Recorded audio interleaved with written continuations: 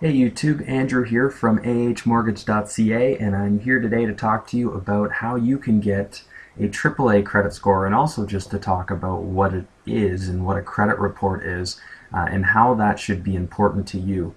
So I've included my details here. If you have any questions after this presentation, you can email me at the email address that you see on the screen, and it's also listed below, as well as my website details. So moving on to our next slide here.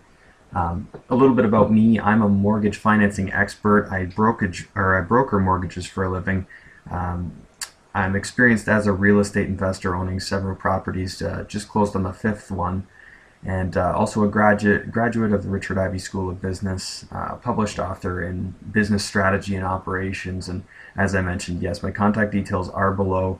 I do help individuals with mortgage needs, but I'm a credit expert because of the industry that I work in. So, because I'm constantly reviewing applications for mortgages, which typically the lender criteria for mortgages tends to be the hardest to satisfy. I can really advise you as to what you need to do to make your credit perfect, or at least sufficient in the eyes of lenders to get anything from a mortgage to a line of credit to an unsecured loan and a credit card. So moving on to our next page here.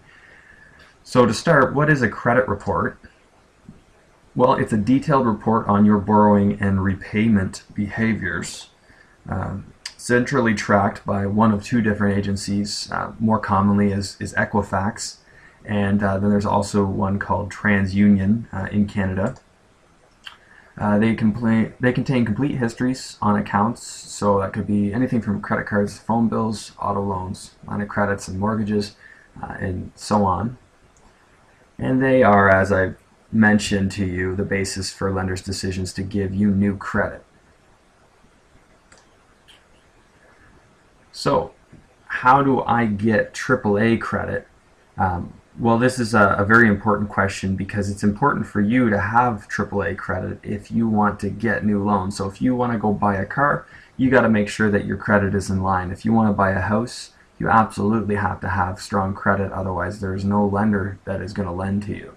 So need to have a strong credit history if you're going to have a strong credit report. And a byproduct of having a strong credit history is a strong score. So what I'm getting at with this is you need to focus on doing the right things, and the score will take care of itself. If you're focused on the score, that's not really what's important, because lenders are more looking at the history than they are the score. I mean, the score, like I said, is a byproduct, but they're looking at your history. And they do have a minimum score that they'll allow, but if you're doing the right things, it's kind of like putting in the right ingredients. You're going to get the right thing out of the oven when you're finished baking. So moving on to the next slide here. So credit history. So the requirement for a mortgage, and it's very similar for many other things, so it's a good benchmark to go by, is to have 2 trade lines, and to have those for 2 years. So an obvious question you likely have is, what is a trade line? A trade line can be any of those accounts I mentioned to you earlier. So an auto loan, a credit card, a line of credit, a student loan, a consolidation loan, and so on. Basically, anytime you're borrowing money from a financial institution, that would be considered a trade line. So even if you have Government of Canada student loans, that technically is a financial institution, and they are reporting to your credit bureau every month, stating how much you owe, how much you've been paying, and if you're on time. So what lenders want to see, if you're going to get a mortgage, and it's the same for many types of things, what lenders want to see is clean repayment for 2 years. So there should be few or no late payments, and I really want to stress no late payments. So anything that you're past 30 days, so anything where you're past 30 days past the due date on a payment, would technically be reported to the credit bureau as being late. And once you have that, lenders start to get concerned, because if they're thinking about lending you more credit and you're late, it's obviously not a very good scenario for them, because it means you'll be late in paying them as well. So another important thing, if you're going to get a mortgage, or if you're looking to get another type of loan, is not to have collections accounts. So a collection account is basically a delinquent account that hasn't been paid and was supposed to be paid. So typically what I see most of would be small loans for things like Rogers bill. If you didn't pay your Rogers bill and you moved out, Rogers would send it to collections, and then it reports on your credit bureau as being in collections and a bad debt. And very key is if you want a lender to lend you money and they see that you haven't paid other people that you owe money to, once again, just kind of following with that rationale, they don't want to lend to you. So it's very important that if you do have collections accounts, you get them cleaned up right away, and I can gladly help you with who to speak with, who can help you settle the collections accounts for much less than you would pay if you were to pay the full outstanding balance that the collection companies want you to pay. So credit scores, a major contributing factor is the amount of debt you have and the utilization, the number of late payments, and the number of inquiries, which is the number of people who are checking your credit. In a moment, I'm going to do a little example and run through one of my clients' credit bureaus for you so that you can get an idea of what type of factors actually do affect your credit score and affect your credit in the eyes of a lender. So as I mentioned, two different agencies generate credit scores here in Canada, Equifax and TransUnion. Mortgage lenders generally use Equifax, and as a result, because of that, the example I'm going to show you is an Equifax report. So the idea is if you're doing the right things to keep a strong Equifax score, you're doing the right things to keep a strong TransUnion credit score. So just before we jump in, anything 680 and higher would be considered ideal and minimum risk to a lender. 620 to 679 is considered low risk of default, and 600 to 619 is higher risk, and then anything less than 600 is basically a no-go when it comes to mortgages and many other types of loans. So very, very important that you're over 600, but ideally I would tell any client to shoot to be over 700, and the tips I will give you here will certainly keep you over 700 if you do follow them. So higher interest rate in terms of mortgages would really lead, higher risk leads to higher interest rate when it comes to mortgages and many other things as well. So it really is in your benefit long term to make sure that your credit score is high so that you're getting preferential rates, and most importantly, you're getting money lent to you when you do need it. So that's it for the presentation. I want to move on to the credit report. Please be advised that I took off all confidential information on this credit report. It's very basic in terms of any personal information, but it does include lender information, and I can show you how it works. So this credit report was pulled in January of 2013, and don't worry if you don't understand some of this jargon. I'm going to draw your attention to the important stuff. So we'll start with the beacon score. So on a credit report that I pull, I see a beacon score, which is your credit score, and you can see that this client of mine has a 697 credit score, which according to our presentation is actually considered minimal risk. However, I would once again say I really want to push my clients to get scores over 700, and it's totally possible. And I can tell you why this particular client of mine has a score under 700 and what he can do to change that. So just moving down here, this is where you would see a bunch of personal information. I've obviously blocked it out because it's confidential. And then here we see inquiries, which are the people who have been checking this person's credit. So you can see not too many, a total of 26 inquiries on file. Really nothing to be worried about. When I see somebody that has only, a handful of pulls in 1 year, that's no problem. It's when you start to get 20 pulls in 1 year, that's where lenders start to look at you and say, hey, this person's kind of a credit seeker, and obviously they don't want somebody that relies too heavily on credit. So right below here is where employment details are stored. So anytime you applied for a credit card or gave your information to the bank, you're potentially giving them authorization to report that information to Equifax. So you'll see in this case, this person's employment information has been stored. However, I've obviously cleared it and blocked it out for confidentiality reasons. Going a little bit further, this person, you can see a public security of a car loan. Not overly relevant to you, so don't worry about that one. But now we're down into the good stuff. So this client of mine has several different accounts. This is a trade line, so Bank of Montreal, MasterCard. This client has a $1,000 limit, currently owes $0, so that's being shown right here. Over here we can see that this has never been late, and it shows R1, which means in good standing.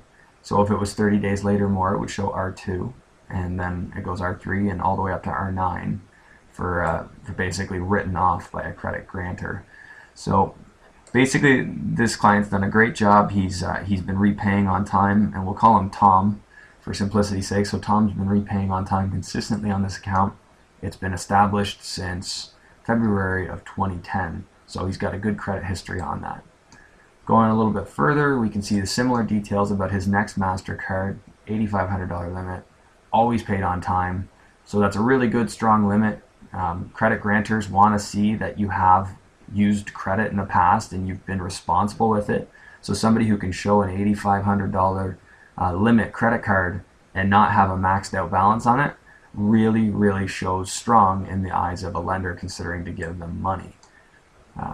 Going down a bit further, we can see a CDA student loan. So this gentleman, Tom, he's looks like he's been a student not too long ago. He's got his balance down to $45.49. And once again, you see I1. So anytime you see the 1 there, that means it's paid on time. And because we're not seeing any notes about late payments down here, that means that Tom has never been late on this account. Going down further, Tom has another account. Once again, big credit limit. He's not using over 75% of that account, and that's a very key important point, is no matter what type of revolving credit you have, so a line of credit, a credit card, etc., never ever go over 75% of your limit, because once you go over 75% of your limit, that starts to negatively impact your score. It basically makes lenders uncomfortable when thinking about giving you money because you're overutilizing your credit. You're overutilizing the money that you have available to you, and they see that as risky. So on that note, if we move down here a little bit further, we can see that my client Tom here is basically being a little bit bad here because he's overutilizing this personal line of credit that he has. Tom's a real estate investor, and he basically wants to maximize his cash flow. So he knows by not paying off the money he owes and just paying the interest of $444 a month that he's going to have more cash flow. However, the problem is Tom is keeping his balance maximized, and obviously Equifax doesn't like that. And when I told you before that Tom's score wasn't over 700 and it could have been, this is the account that's doing it to him. If Tom could get rid of this account or make the balance go down or potentially lock in the payment, so right now it's a line of credit, but if he could maybe turn it into a mortgage because it's secured against one of his investment properties, then he would potentially be able to get that score back up over 700. So definitely an area of discussion for Tom and I to have. Here's Tom's auto loan. He owes Scotiabank about $16,000. You'll see it's a fixed payment, so we see an I. So I is for fixed payment, and R is for revolving, meaning that you can reuse the debt. Going on, Tom's got another credit card. Once again, he's not overutilizing it. Balances are within reason. And then here I've already talked to Tom about these two accounts. One time he was in his gym and somebody offered him a bunch of free merchandise if he signed a couple of forms. He didn't realize he was consenting to a credit check, but he was, and they signed him up for 2 credit cards. So I talked to him back in 2010, and he closed them back then. But once again, you don't want to have credit you're not using sitting around. So not a good idea to have extra checks, and definitely not a good idea to open new accounts just to close them again. So you can see closed at customer's request.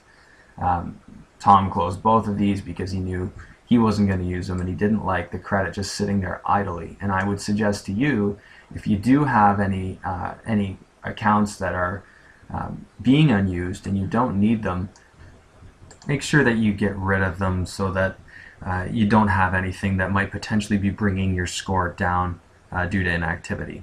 So that about wraps it up for Tom's credit report. Obviously there are details on here that I haven't gone through, but there's a lot of actually just jargon on these reports that's really not necessary to get into.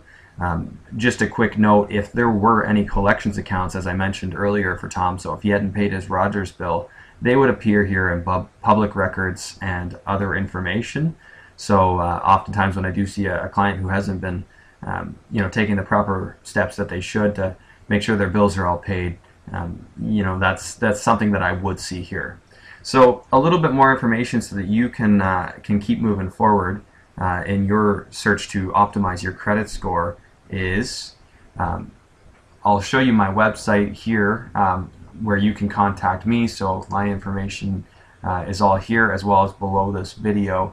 And if you look over on the Equifax website, which is equifax.ca, you can just go right over here and see your free credit file via Canada Post.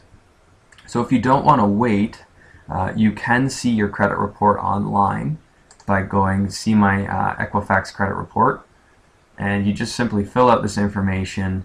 It's a $15.50 fee, and they will send you your credit report online. It's available any time of day, so it's a very convenient option. And if you want to add in your score, I do believe that there's an extra charge which it'll give you the option to do. It's generally a good idea to check your credit at least once a year.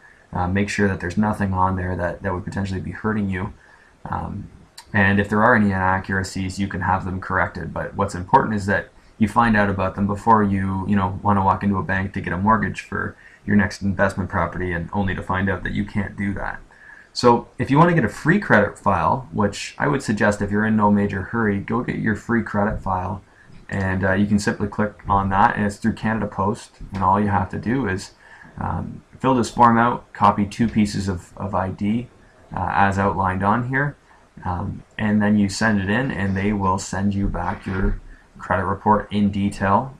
So I just ordered mine to check up on my credit and make sure everything was good, and I did buy my score because I wanted to see where I was sitting. But I wouldn't encourage you to do that. It's not necessary.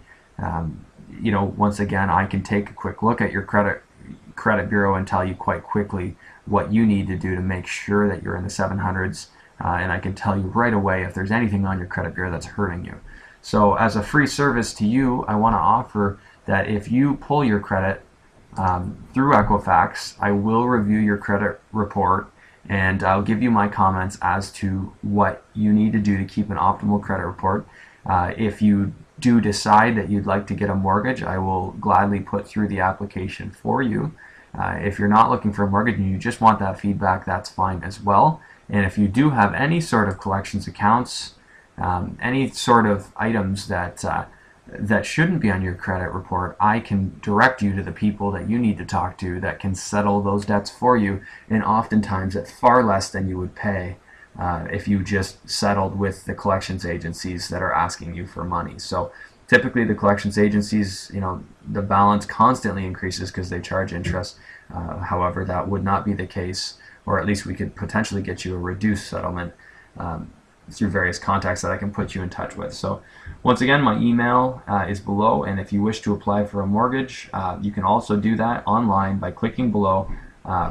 Once again, I am a mortgage broker and I work with dozens of lenders, and I can get you the best rates out on the market, and help you in various different situations, as well as just answer your questions. So I hope that you found this video helpful, and please let me know how I can help you going forward. Have a great day.